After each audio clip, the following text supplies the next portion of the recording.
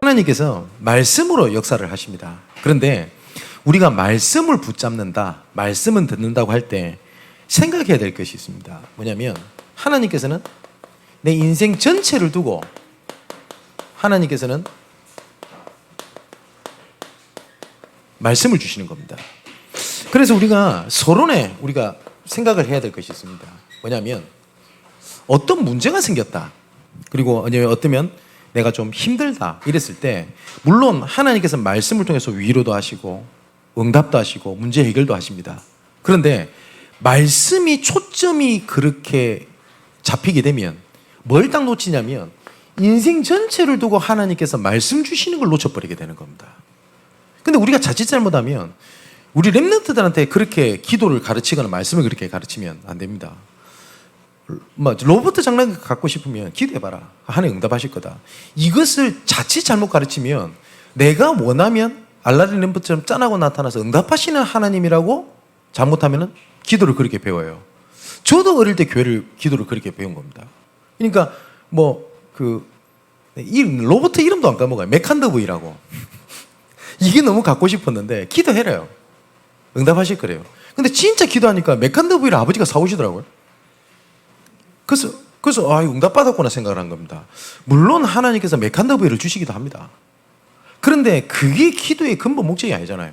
그죠? 그래서 우리가 중요하게 들어야 될 것은 오늘 이사야 시대를 열자 할 때 이번 주에 내가 이사야 시대를 못 열어도 상관없습니다. 그죠? 다니엘이 뜻을 정했다 할 때 다니엘이 뜻을 정했던 것처럼 내가 뜻을 정했는데 이번 주에 내가 응답이 안 왔다. 괜찮아요. 왜냐? 하나님께서 인생 전체를 두고 우리에게 말씀을 주시기 때문입니다. 우리가 말씀을 주실 때 우리가 인생 전체라고 할 때 뭘 봐야 되냐면 우리 과거 지나갔던 거 있지 않습니까? 이 과거를 봤었을 때 우리가 잊어야 될 것이 있고 잊지 말아야 될 것이 있습니다. 잊지 말아야 될 것은 과거도 주의 계획 속에 있었어요. 아니 목사님 제가 과거에는 불신자 때도 그렇단 말입니까? 예, 맞습니다. 바울이 불신자 때 유대인에서 태어났을 때 그 모든 과정도 하나님은 인생 전체를 두고 준비하셨습니다. 맞지요? 바울이 갖고 있었던 그 지식을 분명히 하나님께서는 세계복음 활용을 하셨습니다. 그래서 인생 과거에 하나님께서 나를 통해서 이끌어 오셨던 것을 잃어버리면 안 됩니다. 근데 우리는 이걸 잊어버리고 잊어야 될 거 있잖아요. 상처, 잘못된 생각, 경험, 이거는 다 붙잡고 있는 겁니다. 그러다 보니까 우리가 자칫 잘못하면 그 옛날 걸 생각하다 보니까 내 인생을 아예 막 생각해도 끔찍한 거예요. 그런데 하나님께서 이 과거에 인도하셨던 것들을 전부 다 알면 그게 발판이 됩니다. 인도하셨던 걸 알면. 근데 이걸 놓치면 과거는 내 미래를 막는 걸림돌이 되는 겁니다. 하나님께서는 지금도 현재의 우리 모든 것을 인도하고 계십니다. 말씀을 주고 계시거든요. 그래서 지금 하나님께서 중요한 어떠한 흐름을, 말씀이 흐름을 가지고 나를 이끌어가고 계시는 겁니다. 또한 하나님께서는 내 미래를 두고 하나님께서는 계속 말씀을 주고 계십니다. 지금 당장 이것이 안 보일 수도 있습니다. 근데 분명히 미래에 하나님께서는 반드시 성취하시는 하나님의 능력이 말씀의 능력입니다. 모든 말씀에는 짝이 있다고 얘기를 합니다. 예언되고 성취되고 예언되고 성취되고 딱 하나를 제외하고는 다 성취가 다 됐습니다. 말씀에. 그 하나 남은 게 뭐냐? 예수 그리스도의 재림입니다. 그런데 그 예수 그리스도의 재림을 위하여 하나님께서 그 길을 평탄케 하고 그 길을 위하여 하나님께서 우리를 부르신 겁니다. 땅끝까지 복음이 증거되고 나니야 끝이 오리라 라고 말씀을 하셨거든요. 여기 오늘 본문에 보니까 우리는 육체는 풀이고 그의 모든 아름다움은 들의 꽃과 같다라고 되어 있어요. 다 지나가는 거라고 되어 있거든요. 그죠? 그런데 영원한 것 딱 하나가 있다. 우리 하나님의 말씀은 영영이 서리라 라고 되어 있습니다. 내가 말씀을 붙잡았는데 나는 좀 잘 안 되는 것 같다. 이런 부분에 속을 이유는 없습니다. 혹시 세계복음화가 렘넌트 시대를 열어가는 것이 우리 시대 때 이것을 보지 못할 수도 있습니다. 그런데 분명한 것은 그 후대를 통해서 이 말씀은 성취가 될 겁니다. 바울이 분명히 이 말씀을 갖고 있었거든요. 특히 바울이 유대인임에도 불구하고요, 이방인 전도에 대해서 영향을 진짜 제일 많이 받았던 성경이 어디냐? 이사야서입니다. 분명히 바울이 이사야에서 영향을 받는 게 확실합니다. 그래서 바울이 이방인을 위하여 부름받은 사도라는 고백을 가지고 뛰잖아요. 바울이 살아생전에 로마 복음화를 보지 못했습니다. 그런데 그 후대에게 전달되었을 때 250년 뒤에 로마가 그리스도 이름 앞에 무릎 꿇는 일이 벌어지게 됩니다. 250년 뒤에 그때 사람은 그때 세계복음화의 정복의 현장의 응답을 받지만 바울은 250년 이전에 미리 봤어요. 그죠? 그러면 우리가 렘넌트 시대를 열어야 되겠다 할 때 우리 시대 때 렘넌트 시대를 못 볼 수도 있습니다. 근데 중요한 건 뭐냐? 우리는 미리 본 사람들입니다. 왜냐? 이거 아니면 안 된다라는 거예요. 맞죠? 미리 보는 응답이 있게 되시기를 주님의 이름으로 축원을 드립니다. 그걸 보고 우리가 언약의 여정이다 라고 얘기를 하거든요. 자, 하나님께서는 이렇게 전체를 두고, 인생 전체를 두고 말씀을 주시고 계시기 때문에 인생 전체를 두고 말씀을 우리가 붙잡는 걸 보고 뭐라고 그러냐? 우리가 묵상이라고 얘기를 합니다. 오전에 말씀드렸듯이 이 3단체가 딱 걸고 넘어진 게 그거면 잠재력을 얘기한 거거든요. 인간에게 어마어마한 잠재력이 있다. 뭐 이런 얘기 있죠. 제가 정확하게 기억 안 나는데 아인슈타인이 뇌의 몇 프로를 활용했다고 그러죠? 근데도 엄청난 일을 벌렸다 안 합니까? 아무리 지금 어마어마한 그 과학자가 나와도 아인슈타인만한 과학자가 아직 안 나왔다 안 합니까? 근데 아인슈타인이가 뇌를 10%인가? 못 썼다고 그러잖아요. 그 잠재력을 얘기하지 않습니까? 그게 진짜 맞는 말이거든요. 우리 인간에게 그런 능력을 주셨습니다. 예수 믿지도 않는데 어마어마한 기적 같은 거 일어나는 거 못 봅니까? 뭐 누가 그랬지 않습니까? 뭐 내 자녀가 눈을 보지 말고 태어난 겁니다. 그래서 엄마가 그렇게 눈물을 흘리면서 자기 자녀를 해서 그렇게 지극정성으로 간호했다 안 합니까? 그런 얘기 못 들으셨어요? 근데 어느 애가 눈을 떴다지 않습니까? 그 영상이 있더만요. 저도 그거 보니까 울컥하대. 그래서 이 애가 엄마를 딱 보자마자 싹 웃는 모습 있죠, 애기. 그걸 보면서 기적이다라고 하면서. 몸이 아팠을 때 우리가 병원을 가지만 실제로 낫는 것은 자기 자신입니다. 그렇잖아요. 그래서 수술을 해도 그 수술을 받아들일 수 있는 몸의 체력이 준비가 안 되면 수술 못 시킨다 안 합니까? 그죠? 그게 잠재력이거든요. 딱 3단체 그거 딱 알고 그걸 딱 건드려버린 거예요. 그럼 이걸 끄집어당겨야 되지 않냐? 그래서 딱 갖고 딱 들어온 게 뭐냐? 명상입니다. 그래서 접시를 딱 시키는 겁니다. 근데 뭐가 일어나거든요. 사람에게 빠져버린 거예요. 근데 실제로 일반적으로 성공했던 사람들이 다 명상과 관련 다 되어 있습니다. 그 유명한 사람 중에 한 사람이 스티븐 잡스였잖아요. 스티븐 잡스가 시대를 움직인 건 사실 아닙니까? 애플이라고 하는 제품 하나가 시대의 문화를 다 바꿔버린 겁니다. 저도 그런 생각이 많이 듭니다. 저도 옛날 사람은 아닙니다만은, 옛날 사람입니까? 워낙 시대가 빨라가지고 감당이 안 된다는 생각이 들 때가 있어요. 저도 너무 시대가 빨라져요. 식당을 갔더니 얼마 전에 우리 배성장로님이랑 우리 신종훈 지사님이랑 식사를 하러 갔더니 로봇가 배달을 하더만요. 배달이 아니라 서빙. TV에서 보던 걸 제가 실제로 봤어요. 그래서 로봇가 왔다 갔다 해요. 막. 그래서 어떤 생각이 드냐면 결국은 나중에 사람도 일자리 다 없어져 버릴 것 같아요. 이게 더 정확한데? 그렇잖아요. 근데 이걸 결정적인 역할을 했던 사람이 누구냐면 스티븐 잡스라고 보거든요. 이 사람이 동양 오리엔탈 사상 그 명상에 심취했다는 겁니다. 그래서 이 사람이 딱 갖고 들어온 단어가 뭐냐? 심플이라는 단어였어요. 세상은 복잡해지지만 사람의 근본은 단순한 거 원한다. 그래서 심플이라는 단어를 들고 와서 스마트폰을 만들어낸 겁니다. 이게 전 세계 혁신을 다 일으켜버린 거거든요. 그게 명상입니다, 그게. 그래서, 근데 일반 사람들은 이게 방향은 틀렸지 원리는 같단 말이에요. 근데 하나님께서는 그걸 넘어서는 비밀을 우리에게 주신 겁니다. 그게 묵상입니다. 근데 우리는 자꾸 이 생각을 하잖아요. 기도해도 안 된다 이러거든요. 이거는 무슨 말하냐면 기도를 잘 못했다는 말이고 기도를 오해했다는 말이기도 합니다. 그죠? 하나님께서 주신 이 묵상이, 명상은 대상이 없습니다. 근데 묵상은 대상이 있어요.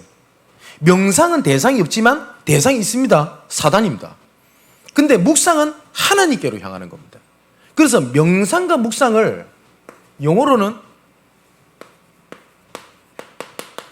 메디테이션이라고 해가지고 똑같은 단어를 씁니다. 근데 방향이 다르다고요. 그죠?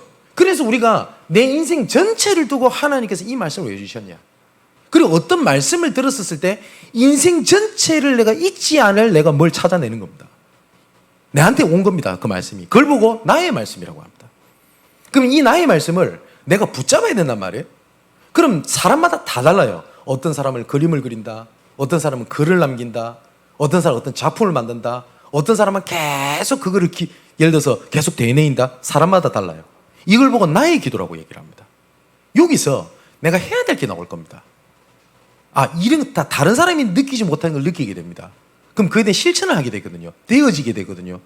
근데 이게 생명 살린 일이랑 연결되게 돼요. 이걸 보고 나의 전도라고 얘기를 해요. 그래서 하나님은 인생 전체를 두고 말씀을 주고 계십니다.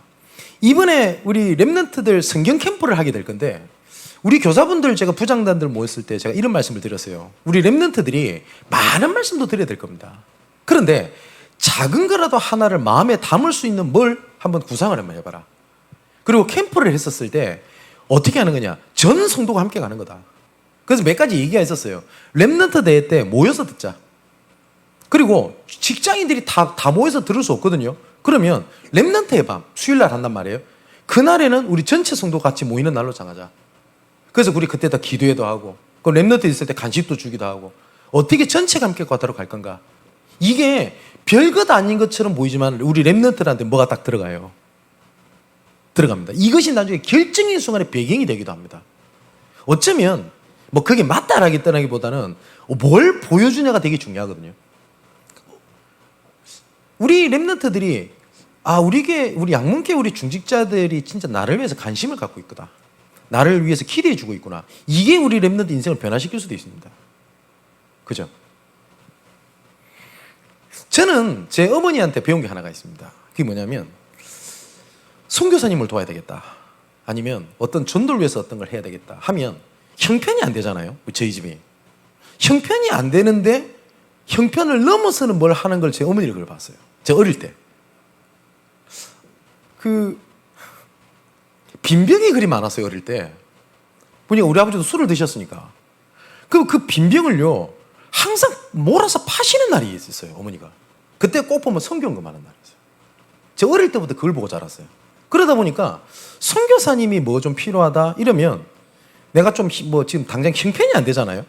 이게 나도 모르게 그리 좀 되는 것 같아요. 형편이 안 돼도 조금 하려고 하는 게 좀 있어요. 우리 선교대회 때 보면은 얼마 우리가 작정을 해서 하는 거 있지 않습니까? 그때 막 저 많이 팔았어요. 뭐 이어폰 팔고 개까지 팔았다니까 그때. 그때 개가 3마리가 태어났어요. 그래서 제가 이름을 개인적으로 지었습니다. 237.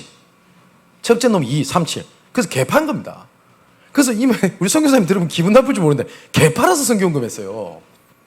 그리고 진짜 나중에 팔다 팔 게 없대. 나중에는 태블릿 PC까지 팔았어요. 나중에 하나님 주시긴 하시던데 진짜 필요한 거를 이제 진짜 드리는 게 저는 선교라고 생각을 했거든요. 그래서 이번에도 약간 갈등입니다. 그래서 모르겠어요. 내일이면 내가 마음이 결단할지 모르겠는데 이번 이제 선교사님을 만났어요. 그래서 만나 식사를 이렇게 대접해 드리고 그 선교사님 만나면 꼭 숙박이랑 숙식을 제가 드리거든요. 이렇게 하는데 뭐 그분은 그냥 했던 얘기인 것 같아요. 근데 그게 제 마음에 담기는 겁니다. 제가 아이패드를 갖고 있잖아요. 그래서 이걸 가지고 제가 설교 준비도 뭐 싹 다 하거든요. 이게 본인은 그걸 처음 보셨나 봐. 그래서 뭐 설교 원고를 좀 보세요. 그래서 좀 다 목사님이니까 보여줬더니 나도 이렇게 했으면 좋겠다 이러더라고요. 그래서 하시라고. 요새 시대가 어떤 시대인데 종이 끄적거립니까? 제가 이랬더니 이 얼마냐? 그래서 제가 보여드렸지. 그랬더니 너무 놀라시면서 지나가는 말로 이러시더라고요. 그럴 바에 막 쌀 한 번 더 사겠다고. 그래서 내가 순간 어떤 생각이 드냐면 드려야 되나? 지금 심히 갈등 중입니다. 지금. 아까도 그 모양실에 잠시 설교 본다고 나 아이패드 보고 있는데 더 이상 내일이면 내게 아닌가 지금 이 생각하고 있습니다만은 모르겠습니다. 제가 막 사드리든가 어떻게 하든가. 자, 인생 전체를 두고 하나님께 말씀 주시고 계시기 때문에 우리는 우연이 아니에요. 자, 우리 랩런트들이 어떤 믿음의 고백을 딱 하잖아요. 그러면 이거를 마음에 담으셔야 돼요. 근데 거의 대부분 학부모님들이 우리 자녀가 이런 고백했다 뭐 하면은 이렇게 반응합니다. 진짜요? 걔가 평소에 안 그런데? 에이, 그런다고 됩니까? 애가 막 똑같은데. 이러거든요. 아니에요. 하나님은 그 고백을 들으십니다. 제가 서울에 와서 지금 목회를 하고 있는데 제가 서울에 오게 됐던 계기가 언제였냐면 제가 고등학생 때입니다. 그게 왜 그랬었냐면 제가 신학교를 가야 되겠다 생각하고 있었는데 우리 그 윤 목사님이 강남 8학군 출신이라는데 옛날에 강남 8학군 하면 알아주는 거 있잖아요. 휘문고 이런 학교. 이 강남 8학군이 일반 학교에 비해서 자살률이 높았어요. 그 공부 잘하는 애들이. 그 얘기를 제가 들은 적이 있어요. 뉴스에서. 그래서 제가 그때 당시에 고등학교 2학년 때인가? 3학년 때인데 내가 서울 가야 되겠다 생각을 한 겁니다. 그때 그 얘기 듣고 그 이유는 딱 한 가지였어요. 쟤들한테 예수 얘기해야 되겠다. 고등학생이 강남 8학군 가도 못하는 실력이 되는 거. 제가 3.5 촌놈이. 그게 서울은 계기였었어요. 그래서 2001년 12월에 단돈 4만 원과 책가방 달랑 하나 들고 대치동을 들어가게 된 겁니다. 그래서 대치동 음마아파트 근처에서 사회 가면서 그 강남 8학군 애들한테 복음 전하려고 하니까 애들 만날 수가 없잖아요. 근데 애들한테 뭘 주니까 만나주더만. 그래서 책가방에다가 육개장 그 사발면과 보온병에 뜨거운 물을 들고 그 학원가를 제가 갔어요. 그게 서울 사역의 첫 번째 발걸음이었어요. 그 이후로 제가 서울에 계속 있었던 겁니다. 근데 어찌 보면 학생일 때 잠시 지나가는 생각이잖아요. 이게 연결 합쳐져서 하나님께서는 완성된 응답을 주시는 겁니다. 그럼 제가 지금 강남 8학군 사역을 본격적으로 하고 있냐? 그러진 않지 않습니까? 그 은혜가 여기 제 현장에서 저를 만났던 여러분과 만남이 시작이 된 겁니다. 보세요. 하나님은 인생 전체를 두고 말씀을 주시고 인생 전체를 두고 고백하게 하시고 인생 전체를 두고 붙잡게 하시는 거거든요. 자, 그럼 본론에 지금부터 인생 전체를 두고 말씀하시는 하나님의 계획을 붙잡는 겁니다. 오늘 오전에 말씀 주셨던 대로 이 말씀이 내 인생을 자각할 만큼 편집될 수 있도록 내 말씀이 내한테 붙잡혀야 돼요. 이게 우리의 각인입니다. 이 사단이 일명 12가지 문제, 창세기 3장, 6장, 11장, 사도행전 13장, 16장, 19장, 불신의 6가지 상태, 이거를 우리 12가지 문제를 하지 않습니까? 이 12가지 속에 현장 보는 눈이 열려야 돼요. 요게 상처받을 일이 아니에요. 우리 렘넌트들은 절대 상처냐 언약이냐 둘 중에 하나예요. 내가 불신자 상태에서 내가 이렇게 빠져 있었구나, 이 상처입니까? 아니면 여기서 빠져나오게 했으니 요거 살려야 되겠다 언약입니까? 그거예요. 근데 우리가 내가 어마어마한 불치병에서 있다가 빠져나왔어요. 그럼 말하지 말라고 해도 내가 병 치유받았다 얘기할걸요. 조금이라도 그 물어본 것도 아니라 그냥 얼굴 좀 좋아 보이네요 이러면은 안 그래도 그 병 나았다 이렇게 얘기할걸요. 그죠? 그런데 분명히 나았음에도 불구하고 나는 그 병 속에 있었다는 걸 말하기 싫은 거예요. 병은 나았을지 모르지만 내 영적 상태는 그대로 머물러 있어요. 그러면 더 이상 거기서 성장을 하지 않습니다. 영적 문제라고 하는 것은 그 부분에 잡히면 그 분야에서는 더 이상 성장을 하지 않아요. 여자아이가 어릴 때 누구한테 성추행을 당했다. 이걸 상처로 붙잡고 있잖아요. 내 그때 관념은 그 어릴 때 그대로를 가지고 있어요. 그때 감정과 그때 상처로 모든 것을 다 보고 남성을 보고 사회를 봐요. 그걸 보고 영적 문제를 하거든요. 이 사단이 주는 12가지 여정 속에 하나님의 하늘 품는 눈이 열려야 돼요. 그리고 이제는 여기서 끝났단 말이에요. 이전 것은 지나갔으니 보라 새 것이 되었다 라고 말씀을 하셨단 말이에요. 그래서 이제는 하나님께서 정복당한 거에서 정복의 현장으로 하나님께서는 나를 이끌어 가시는데 함께 하시고 있다는 증거로 말씀을 주고 계십니다. 지금도. 이 말씀을 붙잡게 되면 하나님의 보좌의 능력이 함께 하고요. 이 하나님의 능력은 시공간을 초월하는 능력이 되겠습니다. 이 말씀을 붙잡게 되니 237개 나라에 빛을 비추는 하나의 응답을 주시게 됩니다. 나중에 시간표가 되면 한번 해보면 좋겠다라는 생각이 듭니다만은 지금 저희가 지금 돕고 있는 우리 선교사님들 있지 않습니까? 우리 선교사님들이 저랑 좀 친분이 있다, 아니면 좀 아닌 말로 내한테 좀 잘 보였다 해서 그 선교사님을 돕는 분은 단 한 분도 없습니다. 저랑 친분이 굉장히 두터운 선교사님들도 있습니다. 그럼 그런 분들이 저한테 쉽게 말할 수 있을 거 아닙니까? 도와달라. 그러면 좀 죄송하지만 친분 때문이라도 저는 일부러 그거를 오케이를 안 합니다.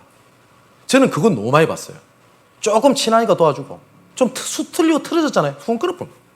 그게 선교입니까? 용돈이지. 그래서 이 선교사님이 복음 전한 사람이 맞다. 그리고 하나님이 붙인 사람이 맞다 하면 또 없습니다. 근데 신기하죠. 우리가 많은 걸 도운 게 아니잖아요. 근데 그런 분들이 이 선교사님들이 그 뭡니까? 우리 교회를 그렇게 오시고 싶어 해요. 그리고 선교부를 그렇게 만나고 싶어 해요. 뭐냐면 가장 어려울 때 처음으로 도왔던 교회. 일부러 그걸 노린 것도 아닌데. 근데 그 우리 말씀 붙잡고 좀 선교했던 것이 237개 나라 관련된 곳에 하나님께서 빛을 비춰버리는 겁니다. 그래서 작년에 같은 경우는 그 코로나만 아니었다면 이용규 선교사님 직접 오시려고 그랬었어요. 가장 자기가 어려울 때 돕겠다고 했던 교회의 목사님이래요. 그러니까 진짜 인사하고 싶다고. 그래서 제가 뭐 처음으로 오신다고 하길래 그럼 설교 해달라고.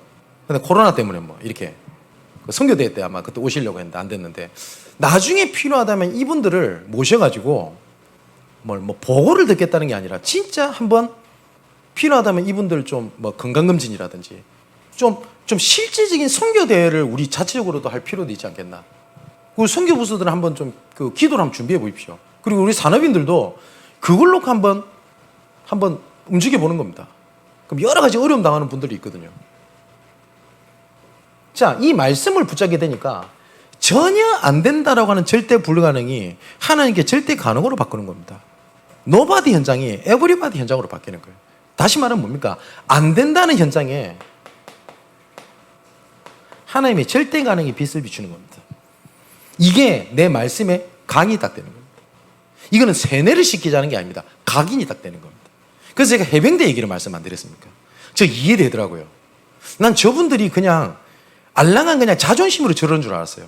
근데 그 제가 영상을 보고 아 그럴 수 있겠다. 이분들은 아예 그렇게 표현하다면 해병대 혼이라고 표현하대요. 혼을 바꿔버린다고 표현하더라고요.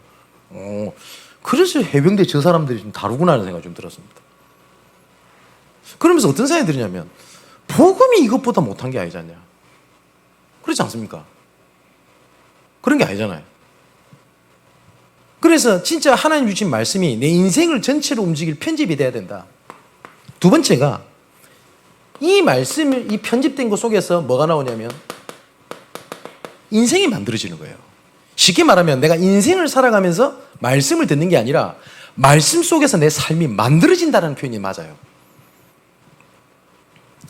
자, 뭐 몇 사람 예를 들어 보겠습니다. 우선은 사무엘에게 그게 보인 거거든요. 우리 사무엘의 정복의 현장이라는 언약 때 말씀 안 드렸습니까? 이때 사무엘과 한나라는 인물이 있었습니다. 이때 교회 상황이 얼만큼 엉망이었는지 아시죠? 하나님이 이상이 더이지 보냈던 엘리입니다. 엘리 제사장. 근데 아까 말씀드렸듯이 상처냐 언약이냐 이거였잖아요. 사무엘에게는 상처가 아니라 언약이 들어간 겁니다. 이것이 다윗에게 들어갔어요. 어떤 언약이 들어간 겁니까? 언약궤였습니다. 언약궤를 모실 성전 회복이었습니다. 여기에 인생 전체를 다 삽니다. 다윗이 모든 것을 다 이루고 난 이후에 다윗이 했던 일은 그겁니다. 사무엘하 7장에 나오죠. 내가 여호와를 위하여 성전을 내가 짓겠다. 이렇게 나온 겁니다. 다르죠. 제가 말씀드렸죠. 모세도 말년에 네가 원하는 게 뭐냐 했을 때 내가 여호와의 영광을 보기 원하나이다. 그랬거든요. 진짜 맛이 뭔지를 안 거예요. 방향이. 그렇지 않습니까? 그것처럼 인생이 말씀 속에 설계가 딱 되는 겁니다. 오늘 붙잡은 말씀도 이사야 6장 1절 13절에 이사야에게 이 렘넌트라는 언약이 들어가게 된 겁니다. 이때 상처받을 일 많거든요. 그죠? 그런데 하나님께서는 이사야에게 하나님 이 언약을 주신 겁니다.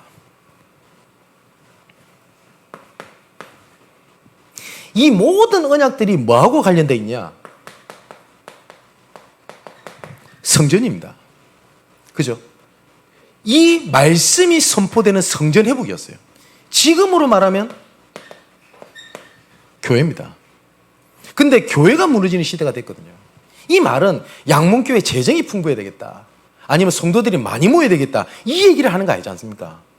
만일에 그 얘기를 하고 싶은데 성경을 빌밀해가지고 좀 좋게 표현하고 있다면 저는 정말 악한 목사입니다. 하나님 듣고 계시니까.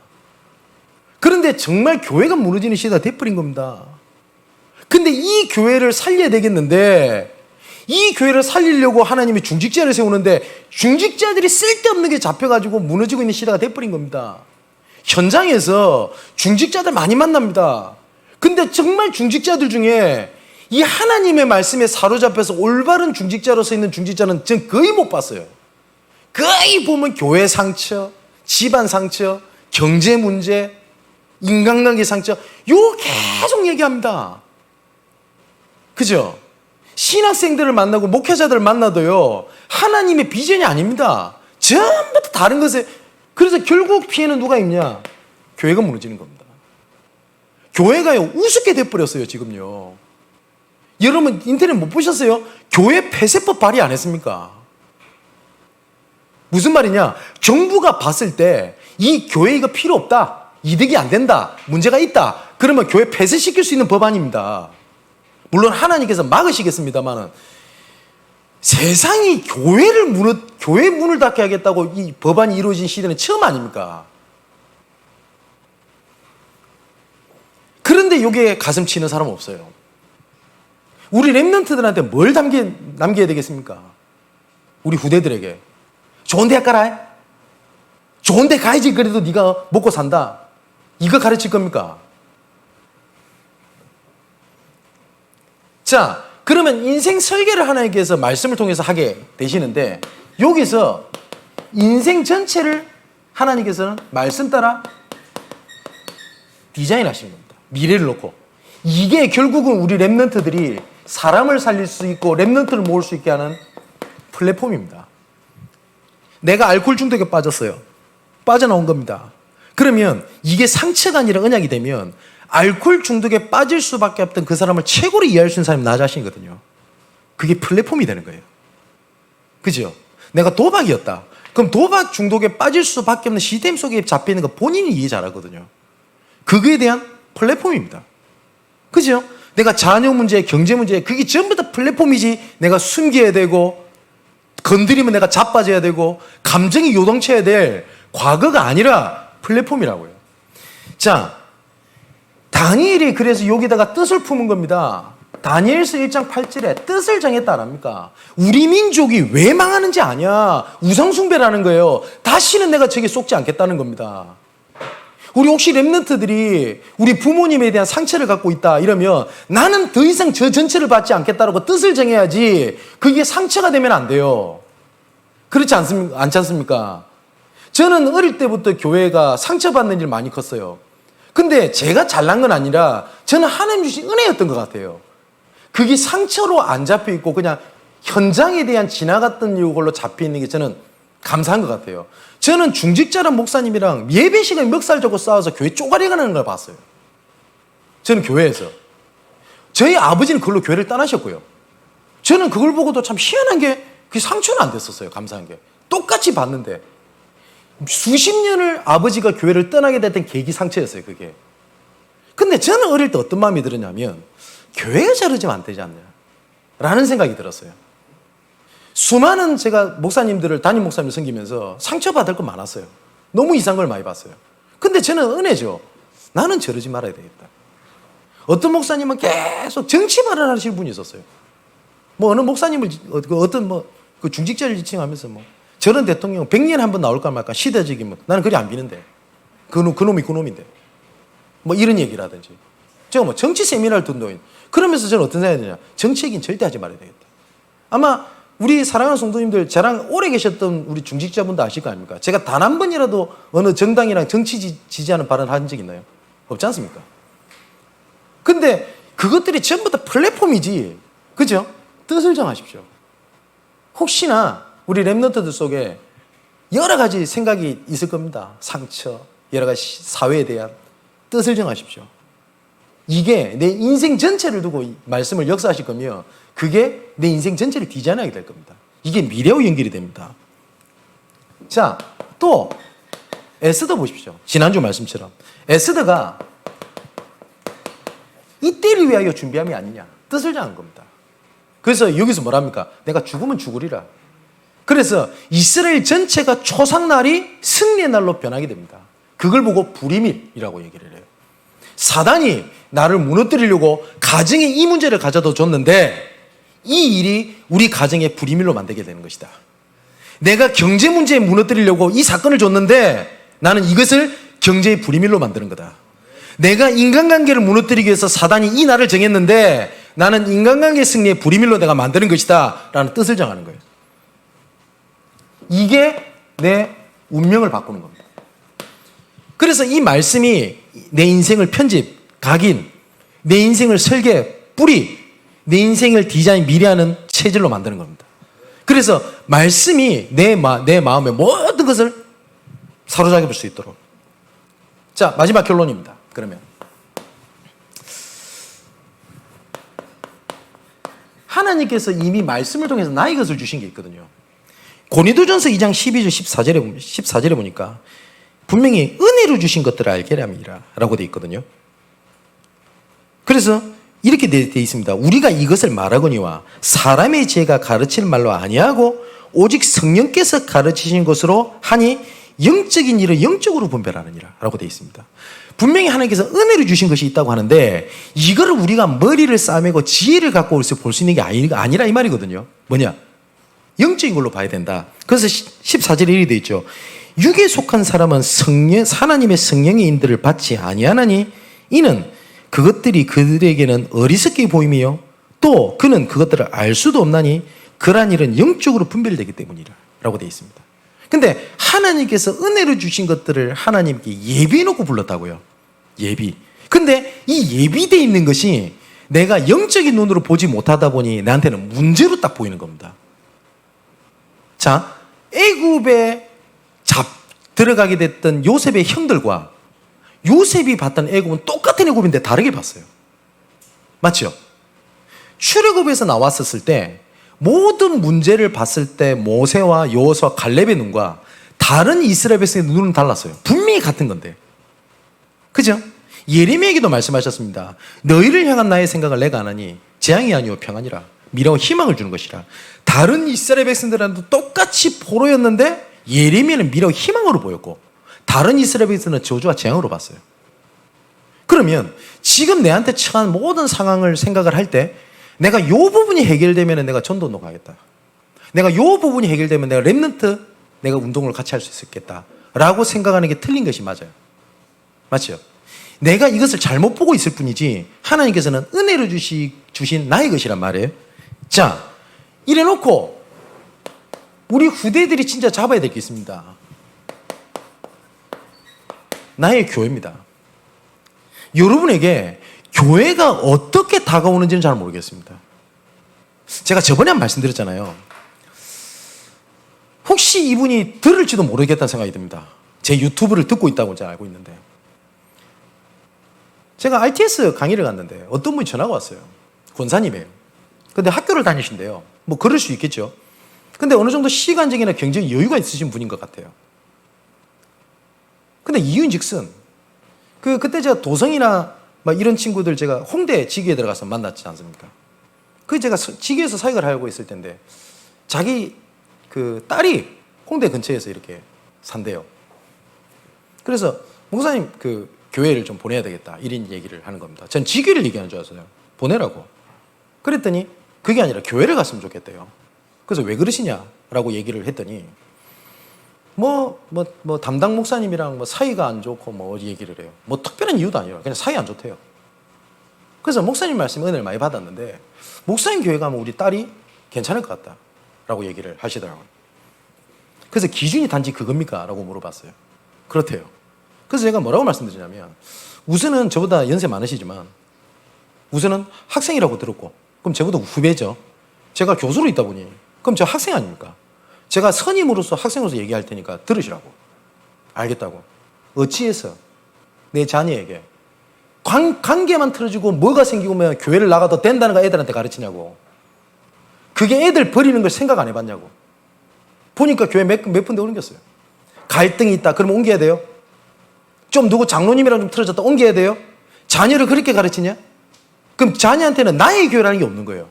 언제든지 수틀림 나갈 수 있는 교회. 언제든지 내가 갈 수 있는 교회가 많아요. 얘들한테 그러면 교회가 어떻게 붙잡히겠냐고. 그래도 못 알아듣대요. 그래서 그래도 우리 딸이 중요하니까 지교회는 보내시라. 단 교회는 그렇게 하시면 안 된다고. 보니까 내가 어떻게 알고 보니까 또 다른 교회 가셨더만. 그 가정에 벌써 교회 2-3번 또 옮기셨어요. 애가 뭐가 되겠어요? 우리 자녀들한테 우리 교회를 그렇게 가르칠 겁니까? 이걸 또 단순하게 생각을 해가지고 양문교회에서 나가면 안 된다. 제가 이렇게 가르치는 걸로 보입니까? 아니잖아요. 우리 렘넌트들에게 나의 교회라는 게 있어야 돼요. 나의 교회라는 게. 내가 생명 걸 수 있는 교회라는 게 있어야 돼요. 저는 처음부터 다락방을 하면서 컸던 자녀는 아닙니다. 그죠? 저는 고신교단에서 자랐습니다. 근데 다락방을 하다 보니 지금 목회자가 돼 있는데 제가 섬기고 있는 교회 있죠. 그 교회가 무너지는 거에 그렇게 가슴이 아파요. 저는 지금도. 소식을 듣거든요. 우리 어머니를 잘라요. 치리를 해요. 그래서 우리 어머니 결국은 그래서 일본 교회를 옮기게 되는 계기가 됐는데 그 이유인 즉슨 아들을 이단에 빠지게 한 죄. 그 왜 우리 어머니 죄인지 모르겠는데. 나의 교회라는 게 있습니까? 진짜 한번 묻겠습니다. 우리 중자들에게. 이거는 강요를 하는 게 아닙니다. 여러분, 저 솔직한 고백은 제가 만일에 부교역자 때 제가 이 중심이 있었다면은 제가 좀 더 다른 사역을 할 수 있었을 거라고 생각이 좀 들었어요. 전 부교역자 때 나의 교회라는 게 없었던 것 같습니다. 저 솔직히. 그냥 사역의 발판이 되는 현장이었지 나의 교회가 없었어요. 저는. 그러다 보니까 하나님의 시간표에 나는 가면 되는 거예요. 내가 너무 강했던 것 같아요. 저 솔직히 제 지금 고백하기는. 근데 제가 참 많이 성숙해지고 어른이 됐다고 느끼는 게 제가 담임이 되고 난 것 같아요. 이거는 내가 담임하고 보니까 내 교회가 아니라 진짜 교회가 그런 게 아니라는 걸 진짜 뼈저리게 많이 느껴요. 우리 렘넌트들 그걸 신겨주십시오. 나의 교회입니다. 하나님이 주신 나의 것, 그리고 나의 교회고요. 마지막으로 나의 현장입니다. 우리 렘넌트들이 거의 대부분 끈기가 없어요. 그죠? 직장 요새 가다 그만둬 버리게 합니다. 아닙니다. 나의 현장입니다. 왜냐? 인생 전체를 두고 하나님 말씀 주고 계시거든요. 이것을 성취하기 위해서 하나님께서 예비해 주신 게 있습니다. 그죠? 이 말씀이 흐름이 계속 주도록 하나님께서 교회를 주신 겁니다. 이것을 확인할 수 있도록 하나님께서는 현장을 주신 겁니다. 정말 현장 확인하는 여러분 되시기를 바랍니다. 그리고 오전에 말씀드렸던 대로 누가 나를 위하여 갈고? 라는 하나님의 애타는 음성에 주님, 내가 여기 있으니 쟤를 보내세요. 가 아니고 주님, 내가 여기 있으니 나를 보내소서야 돼요. 저 이 얘기 많이 들었어요. 진짜 렘넌트 살려야 되겠습니다, 목사님. 예, 맞지요. 전도사님 좀 구해주세요. 저 이 얘기 진짜 많이 들었어요. 선교사님, 선교시 가서 그 얘기합니다. 진짜 우리 교회 선교해야 되겠습니다. 전도해야 되겠습니다. 맞지요. 올바른 교육자 보내주십시오. 틀렸어요. 맞지요. 이게 부족한 거, 저게 부족한 거, 이 사람이 필요한 거, 저게 필요한 거. 아니요. 하나님 지금 묻고 있습니다. 내가 너를 보내고 싶어. 이사의 시대를 주십시오. 정말 그 주역이 되시는 여러분 되시기를 바랍니다. 나의 하나님 감사함을 드립니다. 주님, 내가 여기 있사오니 나를 보내소서. 이사야 시대를 열어가게 하여 주옵소서. 이사야 시대를 열기 위하여 인생 전체를 두고 말씀해 주시는 하나님, 내 말씀이 내 인생 전체를 편집하게 하시고 그 말씀이 내 인생을 설계하게 하시며 그 말씀으로 내 인생 전체 미래가 디자인되게 하여 주옵소서.